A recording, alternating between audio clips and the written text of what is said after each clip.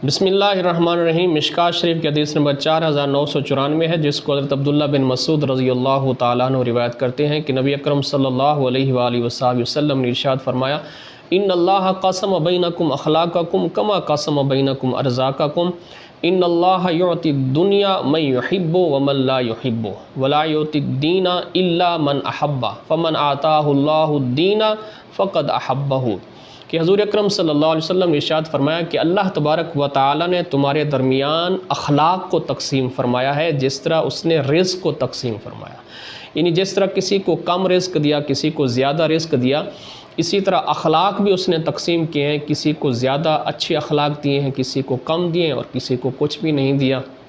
उसके बाद हज़ूर अकरम सल्लल्लाहु अलैहि वसल्लम ने इरशाद फरमाया कि अल्लाह तबारक व तआला दुनिया उसको देता है जिससे वो मोहब्बत करता है और जिससे मोहब्बत नहीं करता, लेकिन दीन और एक रिवायत में है ईमान या दीन उसको अता फ़रमाता है जिससे वो मोहब्बत करता है। और जिसको उसने दीन दे दिया या ईमान दे दिया, फरमाया कि वो क्या है, अल्लाह का महबूब है, कि अल्लाह ने उसको मुंतखब किया, उससे मोहब्बत की, इसलिए उसने उसको ईमान की दौलत अता फ़रमाई।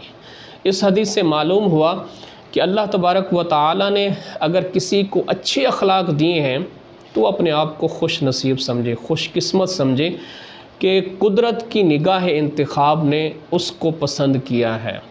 इसी तरह ये भी साबित हुआ कि इस दुनिया की हैसियत अल्लाह की बारगाह में कुछ भी नहीं है, कि वो दुनिया उसको भी देता है जिससे मोहब्बत करता है और उसको भी देता है जिससे मोहब्बत नहीं करता, बल्कि उसने दुनिया उनको ज़्यादा दी हुई है जो अल्लाह तबारक व तआला पे ईमान नहीं लाते।